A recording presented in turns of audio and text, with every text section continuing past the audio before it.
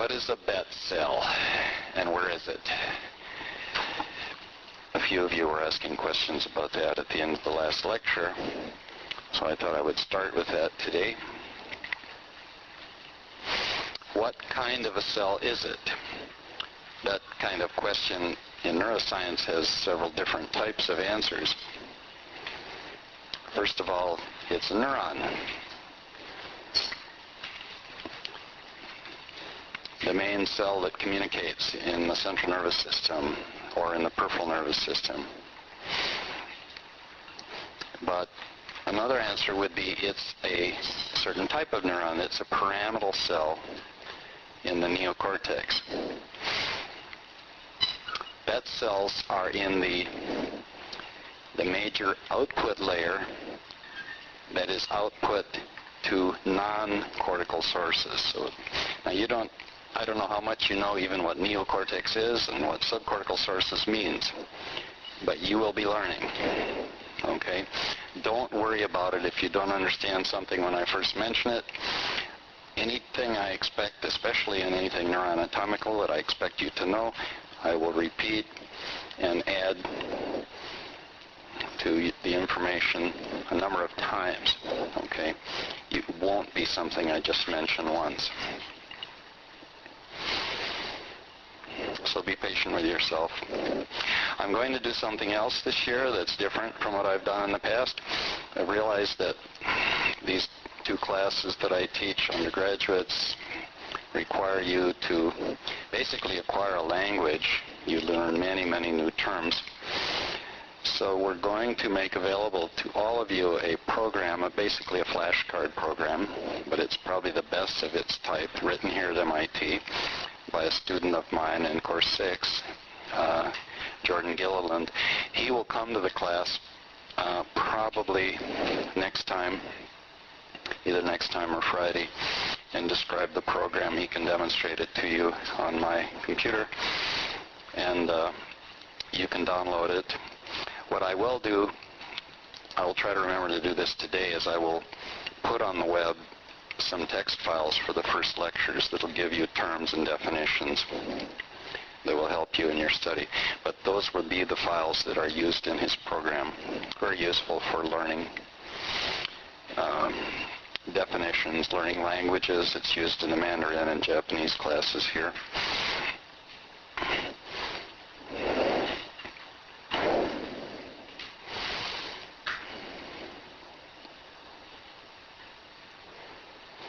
I said a bet cell is a cell in the neocortex in the layer that provides output to non-cortical structures. That means it must have a very long process. Okay? Right there it says A. This is a picture from Ramon y Cajal. That's the axon. It shows two branches. The axon starts here, and then he has it going like that, and then like that. That's because on the section he was studying it was cut off.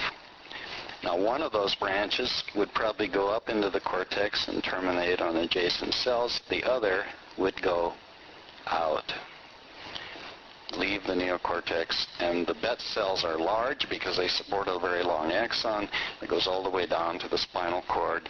The longest ones would end at the bottom of the spinal cord, or near the bottom of the spinal cord, like what we call the caudal enlargement that innervates the legs and feet. Okay? Okay, we discussed Karl Wernicke last time, and in discussing localization of function, we mentioned the Kleist localization map.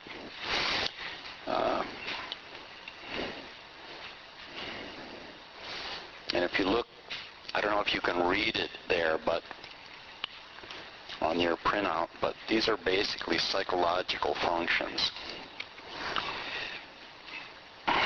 And that raised many questions and led to a criticism and a pointing out of many contradictions in the neurological literature, so people started to simplify these maps the Morgan and Stellar map in the first text of physiological psychology took that to an extreme and only mentioned a few places like motor cortex, visual cortex. So what about this localization of function? There's been argument about it since very early on. Now this should go back to your printout. I hope you have those. We have a few more today if you don't. But the early objections were of the sort that you see at the top there. Isn't the human soul unitary? How can you carve it up like that? How can you say that one thing's here and other thing's there, as if people were a bunch of little people in the head? A lot of it was because they would mix up arguments about mind and soul, because many people assume they're the same. And to a psychologist, the mind is the organizer of behavior. Neuroscientist says behavior is organized by the brain. That would mean the soul is the mind. But in fact, you don't have to assume that, and it gets you into lots of problems if you do. But let's talk about then another tradition that arose very early. It's sometimes referred to as anti-localization tradition, but in fact they did believe in a kind of general localization of function. And we can begin that with Pierre Fleuron, who studied pigeons and other animals too, published first in 1824. Okay, so this was at the time when phrenology was becoming popular. It was before Broca, and then it continued with other people after Broca. Let's talk a little bit about Fleuron. I've sketched here a picture of a pigeon brain, and when Fleuron studied this brain, he did it by making lesions. And he would make lesions in one of these four regions. The lowest we'll start with, the hindbrain, cerebellum, optic lobe, and the cerebral hemispheres. Okay.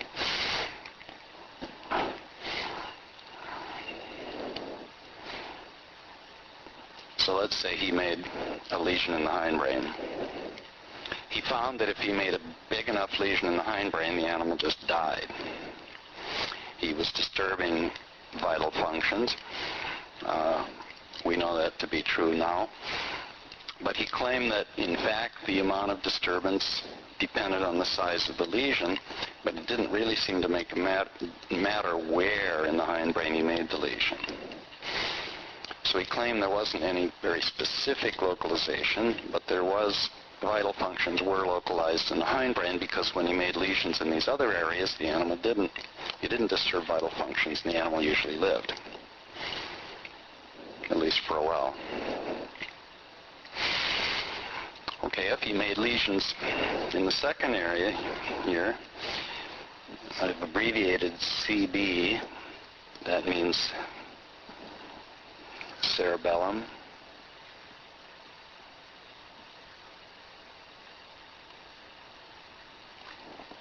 a structure present in mammals as well, all the vertebrates. I claimed if he made a lesion there, again, the disturbance depended on the size of the lesion and not the exact location. He said it disturbed motor coordination. So if he was doing it in his pigeons, they became more and more clumsy depending on how big a lesion he made in the cerebellum. If he made a lesion in region 3 there, the optic lobe, and it was called the optic lobe because even with just gross anatomical dissection, without doing any sectioning of the brain, you could see that it was connected to the eyes, okay, through the optic nerve and tract. And he, surprisingly actually, considering what we know about it today, he claimed that vision was disturbed, but it didn't make a difference where he put the lesion. But if he made a big lesion, it disturbed vision a lot.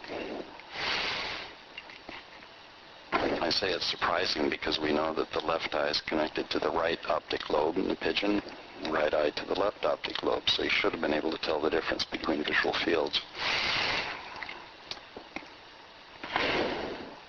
Finally, if he made lesions in the cerebral hemisphere, he claimed it disturbed functions like ability to initiate action. He didn't use those terms. He called it volition and will.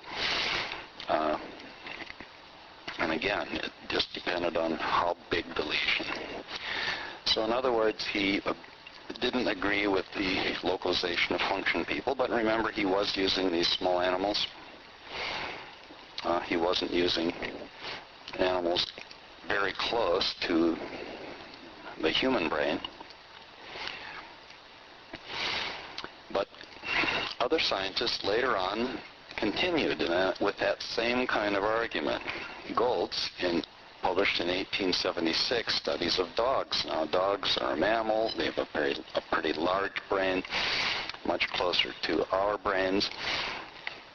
And yet he came to conclusions pretty similar to Floron. He studied mainly the cerebral hemispheres. He was making lesions in the neocortex. And he claimed he was disturbing higher functions, just like the sort of functions that Floron had claimed for his small animals. But the problem was, as I see it with Goltz, is he was using very general terms to describe behavior. He didn't do experiments. He didn't analyze behavior in any very specific way. This was before the development of ethology, the study of natural behaviors in animals. It was before the development of experimental psychology. So his problem was really a lack of analysis. It just depends on how he was looking at the animals. Higher functions, he claimed things like volition, will, initiation of action.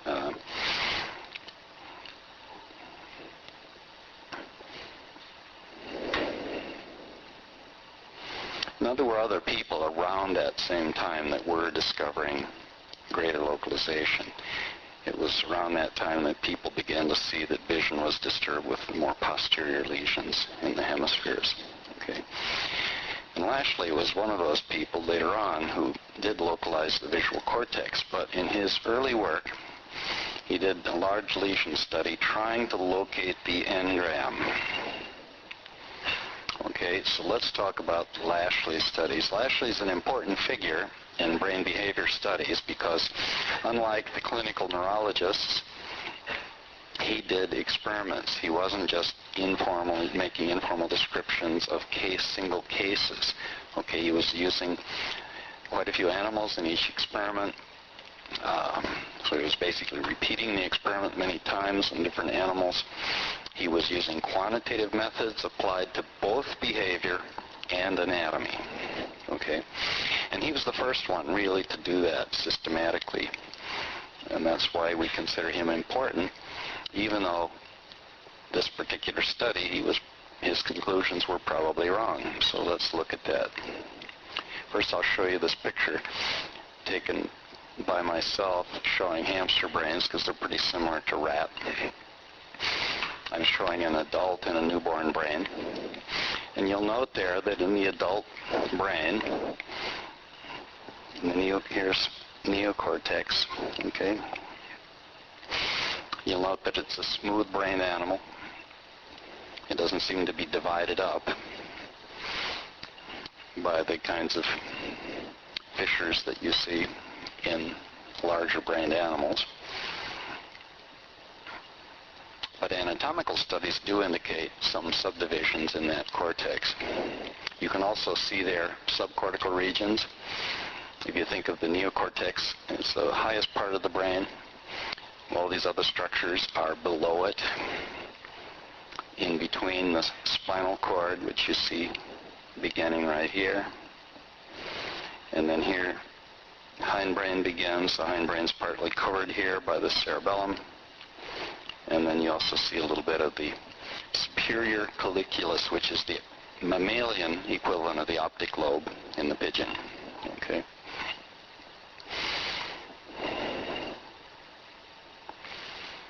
Well, here's Lashley's way of depicting his lesions. Here was his approach. His idea was, we will train the rats in problems. We'll get them to solve mazes. Okay? We'll teach the rat the maze, and then we'll make a lesion to see if his memory for the maze that he's learned disappears. Okay, so then we'll train him in the maze, and we'll make the lesion, and now after he recovers from the lesion, we'll retrain him and find out, now does he have to learn all over again, or does he still remember? And he made a great variety of lesions. This is an example of his lesion reconstructions of a rat with a smaller lesion and a larger lesion. He tried to make these lesions symmetrically, and you can see the symmetry of the lesion is not perfect, but it's not easy in neurosurgery to make completely symmetric lesions, but he attempted to do that, but then he didn't depend on his surgical notes. He did histology on the brain afterwards and reconstructed the lesion. That's very important because you can do extra damage, you can damage blood vessels and produce damage you weren't intending, or you might have missed some structures that you were intending to remove. So it's very important to follow up any lesion study like this with at least this kind of anatomy, reconstructing the tissue. The only problem with it is sometimes the brains become a little distorted after a lesion, and then you have difficulty putting the lesion in this kind of picture. This is a standard diagram. Yes?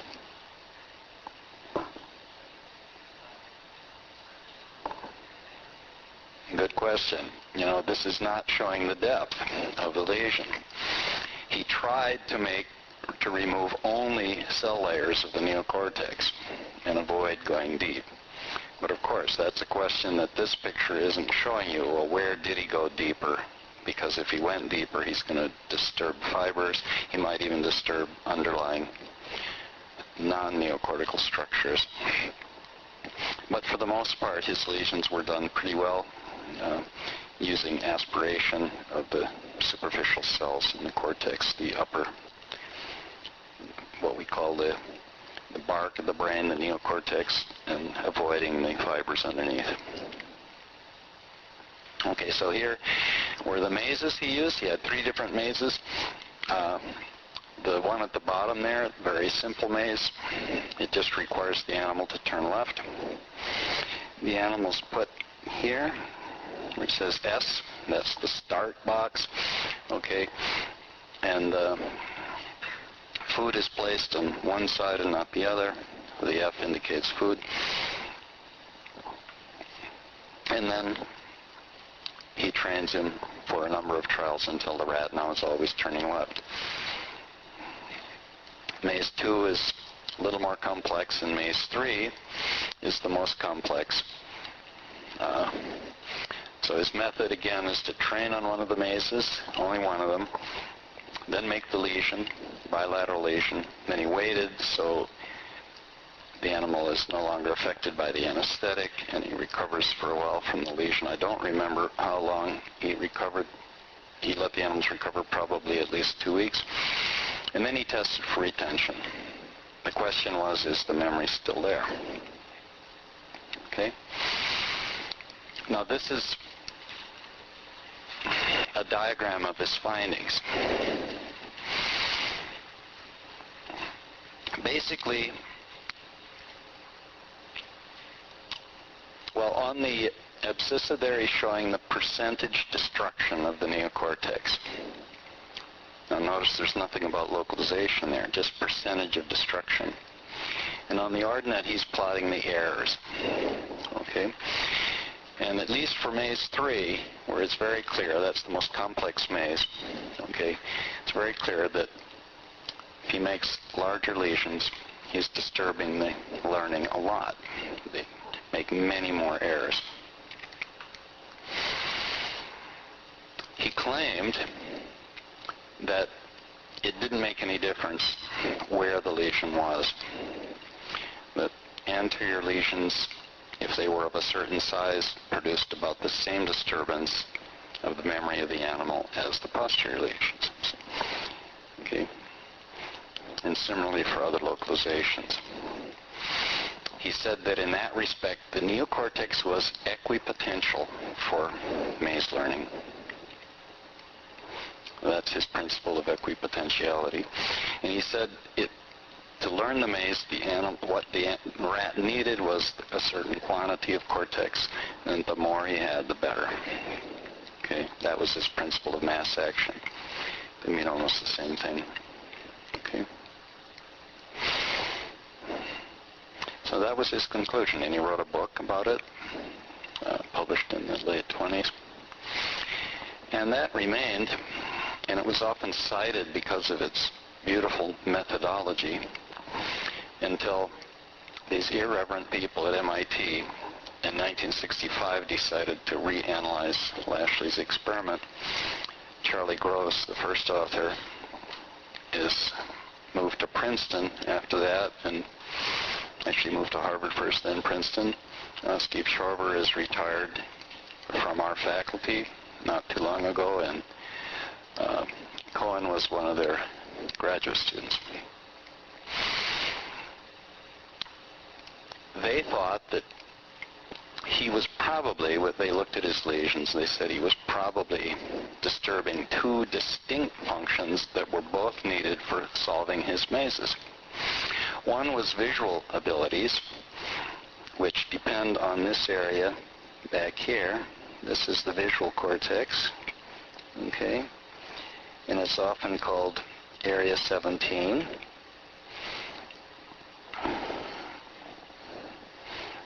Or striate cortex. And the other area they felt he was disturbing was this region anterior to the motor cortex, again bilaterally, prefrontal cortex. Now why that was known in studies done shortly before this to be important for learning to alternate left turns and right turns. And if you look at this maze, you can see that these mazes depend on the rats being able to learn to turn one way and then the other. You see the top maze there, he has to turn right, then left, then right, then left, then right to get into the food box. So maybe, and they did separate tests of that themselves, and they showed that if they made lesions of that anterior area and compared it with lesions of the posterior area, it disturbed only the ability to alternate. It didn't disturb visual discrimination abilities. They had separate tests for visual discrimination, discrimination of patterns. That depends on the visual cortex, but not on that anterior area. Okay, so, and they demonstrated this also with, they had a series of mazes that they found to be quite dependent on the visual cortex, and they had a separate test of alternation that didn't involve mazes at all, but involved pressing a bar, the left bar, then the right bar, and the left bar, and the right bar, and so forth. So they showed that these two functions were disturbed separately, and these two functions can be dissociated by these lesions. So they concluded that Lashley's interpretation was incorrect. And in fact, after Lashley's work, a man named Hunter argued in a fairly similar way. He said that maze learning is such a complex function, the rat is using many different senses. He's probably using olfaction, somatic sensation, so forth. He didn't know about this dependence of alternation on the frontal cortex. He probably did know about the visual cortex and vision. And Hunter argued that Lashley was probably, with his lesions, just disturbing to varying degrees different senses, all which were used in maze learning. But together, the Hunter arguments, Hunter always lost the debates to Lashley. Lashley was a very good debater. So that's why this study was needed. So now we still recognize Lashley for his methodology, but not for his analysis of that particular experiment. The keys to that kind of problem are these. You need both neuroanatomical knowledge and behavioral knowledge. Lashley didn't have adequate behavioral knowledge about the functions the rat might be using to solve those mazes. He did later do more neuroanatomy and he actually studied the localization of the visual cortex in the rat, and so he did come to understand that posterior localization of the area that is most closely connected to the retina through a pathway that's become well known, was only becoming well known at the time of Lashley's experiments. So you need both kinds of knowledge to do that, and even when I was in graduate school, which is a long time ago, 1960s, many people were still doing this kind of lesion study with very little neuroanatomy, okay? And they didn't worry much about connections in the brain. They weren't interpreting. They were thinking of localization of function without thinking about the connections involved. And that was a major problem. I'll give you one other example there. It'll show you this kind of problem, especially with knowing the behavior. Because neuroscience is studying brain and behavior, I would say that with all the advances in anatomy and physiology, behavioral knowledge is still often lags behind a little bit. Let me give you one example. A claim developed by findings that were done in experiments at Rutgers mainly, where the claim was made that sexual ability is located in the neocortex in the male rat, but not the female. Now, how did they come to that conclusion? Well, very simple. They did lesions like Lashley, okay, lesions of varying size in the neocortex, and they did it in both male rats and female rats. And then they had a very simple test of sexual behavior. They simply observed whether the animals would copulate or not. And they found that the females would still go into the lordosis posture and accept the male rat. And the male rats, if they had much neocortex missing, failed to copulate. So very simple. They said neocortex is needed for sexual behavior in the male and not the female.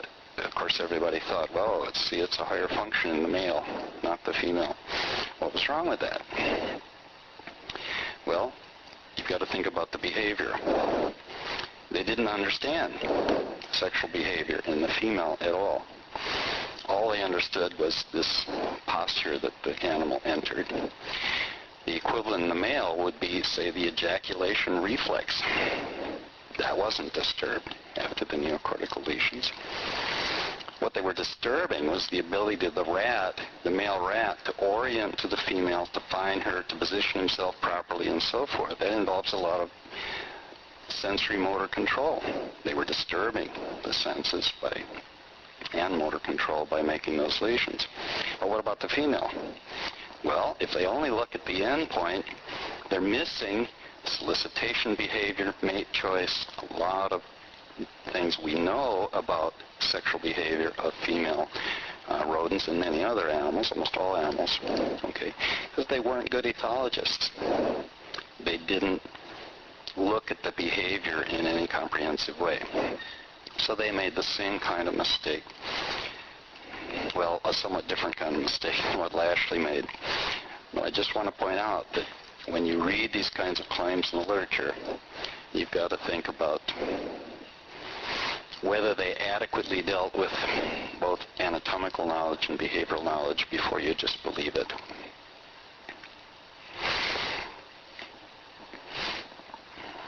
Concerning the memory problem, I like to tell this story about my first visit to a telephone switching station in the middle of the, well, it was probably about 40 years ago.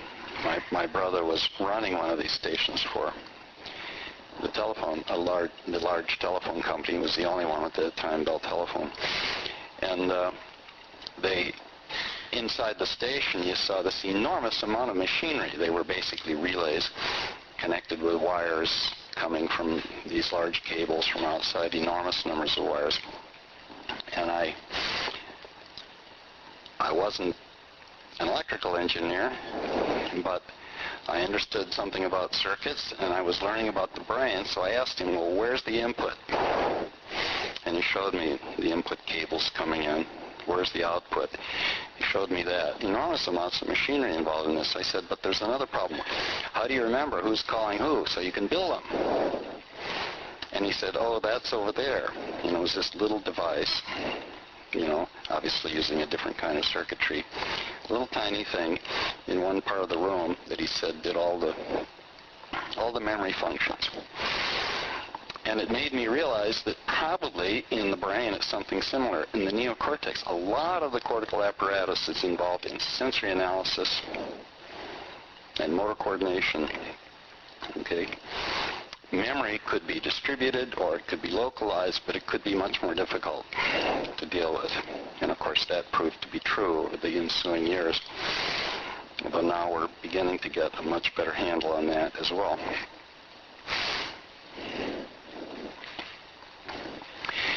When we deal with this problem of localization of function,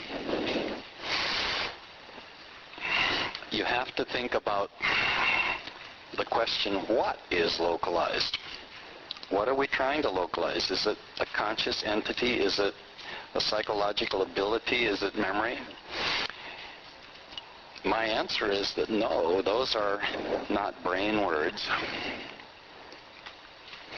You have to be very wary when you read about centers for pleasure, the pleasure center, the sex center, the hunger center, the center for mental arithmetic, or whatever. Because those are psychological functions. That's not what's localized.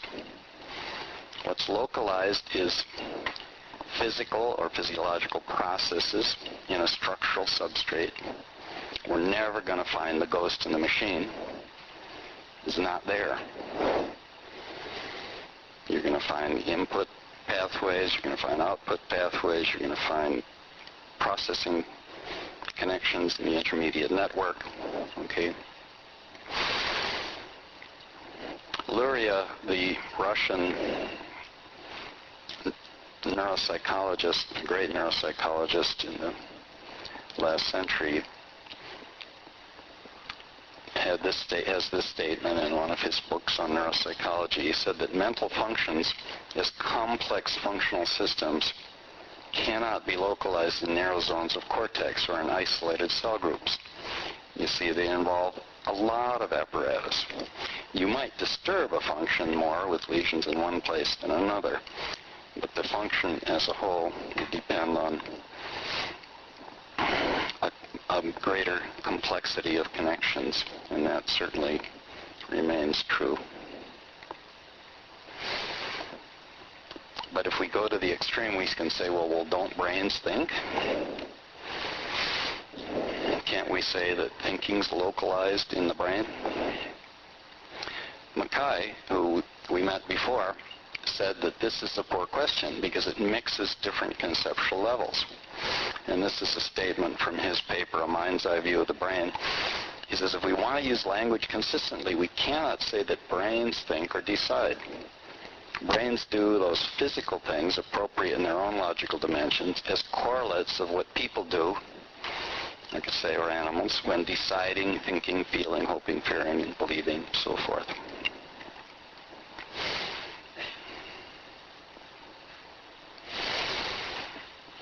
let's just talk briefly about the third type of goal of people that weren't necessarily concerned with reducing behavior to a specific circuit, and they weren't necessarily concerned with localizing function, but they're interested in correlating events in the brain with behavioral events. And I find these attempts to correlate brain and behavior to just be a never-ending fascination for people. In fact, they often forget that finding the correlation doesn't really prove causation at all. Let's just give a few examples.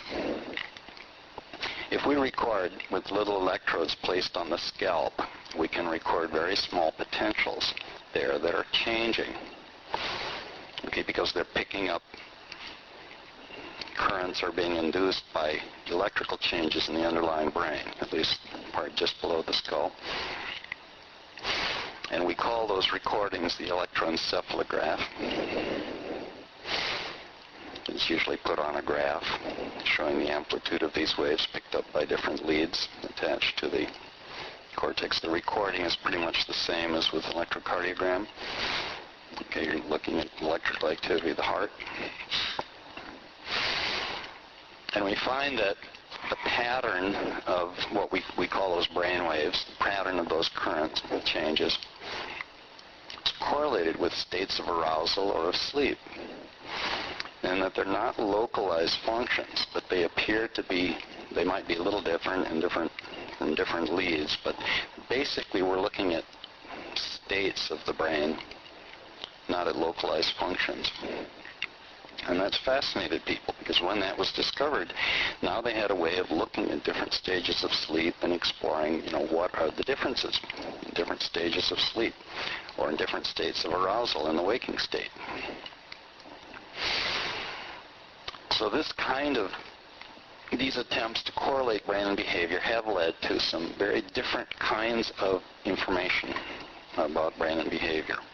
They've led to the idea of states of the brain, the whole, where the brain can change over large areas of tissue, can change its state, behave differently. But the other kind of correlation that you see much more often is to correlate the activity of neurons in specific areas of the brain with behavior. So for example, if you're looking at the movement of the wrist and you've say trained a monkey to make simple wrist flexion and extension, you can find neurons, for example, in the motor cortex that specifically fire in a precise temporal correlation with that movement. Okay? Certain neurons will fire when the animal is flexing, certain neurons will fire when he's extending. Okay? And in fact, they find neurons that will start to fire before the movement. Okay? They always seem to precede the movement by a rather precise time interval. There are other neurons, especially in the somatosensory cortex, which will follow the movement, but will fire after the movement occurs. So that kind of correlation has also been fascinating to people. Looking at the limitations here, it never tells you exactly what causes what without other experiments to do that. Modern imaging techniques are of a similar thing. We're looking at correlations of what's happening. Not telling us about cause and effect, but we do find consistent areas of the brain where the tissue oxygenation is greater, the blood flow is greater when the person is doing a certain thing or sensing a certain thing or making certain movements. So it's that third goal that we see pursued in modern imaging techniques. But it does make, of course, many suggestions about behavior. If you can localize consistently areas that have this kind of activation and a certain behavior, then we know we can go from there in thinking about how different regions are dividing up the task of controlling a certain function. Okay. So what we're going, I'm going to go through a little bit about the modern subsystems approach. I think that was the last. Okay. First of all, the modern synthesis has to take into account a number of things. For one thing, we know that central nervous system ingredients, the neurons and the other cells involved in the nervous system are a lot more complex than reflex notions would indicate. So our circuits, the way we draw circuits, are pretty limited in what they mean because they don't take into account some of the complexity of neurons. We know that we can localize subsystems, and we saw that with Carl Wernicke, localizing areas that were consistently involved in understanding speech and in speaking. So we can draw information flow diagrams making use of neuroanatomical knowledge, localization of function knowledge, and what we know about neurons. We also have to realize that the connections aren't always the way the reflexologists had depicted them, from sensory to sensation to response. You get feedback from motor to the sensory side also. In fact, one of the major connections of the sensory cortex responding to somatic sensation is to the sensory side of the spinal cord. That's a connection that, in fact, physiologists haven't even now paid a whole lot of attention to. But it's one that Professor Beatsy in our department is becoming much more interested in. We also have to remember that our connections can be excitatory and inhibitory, and there are different types of connections which we'll be talking about in the next lectures. We also know that our modulating influence, that are more system-wide. There are diffuse connections of certain systems in the brain. There's also changes in the chemical environment that we know less about. But the anatomists have told us quite a bit about some of these diffuse connections. And finally, we have to remember that nerve cells can generate their own activity, but that varies a lot depending on the type of neuron. Okay? They can be spontaneously active. So what I'm going to do, and I'll only do it in the case of reflexes, and we'll stop this lecture and we'll go back, we'll do this next time, and then we'll start talking about single neurons. Okay. Talk about information flow in the case of reflexes, and then I'll use simple gating mechanisms to explain motivation and attention, and talk a little bit about evolution of higher control. This would be an information flow diagram of the reflex. You draw the input, the sensory side. It comes into a box which corresponds to the central nervous system, and then goes out. That would correspond to the connections that go out through motor neurons to the muscles. We can draw such diagrams without referring to the anatomy. We can base it simply on behavioral studies. And in fact, Skinner at Harvard, very well-known behaviorist, said, we don't ever really have to open that box because we can study the laws that relate the input and the output. We can study the sensory conditions, we can study the behavior of the animal, and we can find the lawful relationships between these. So we don't need the nervous system. There's some famous debates where people argued with him. And some of those people were here at MIT, where the belief was, no, you can't get far enough just the behavioral studies. You need to open the box. And we know that that approach is the approach that we saw first in reflexology and ending with Cajal, who finally was able to specify the circuit for an entire reflex and helped us understand more what's going on and its complexity. Okay, so we'll go from there next time.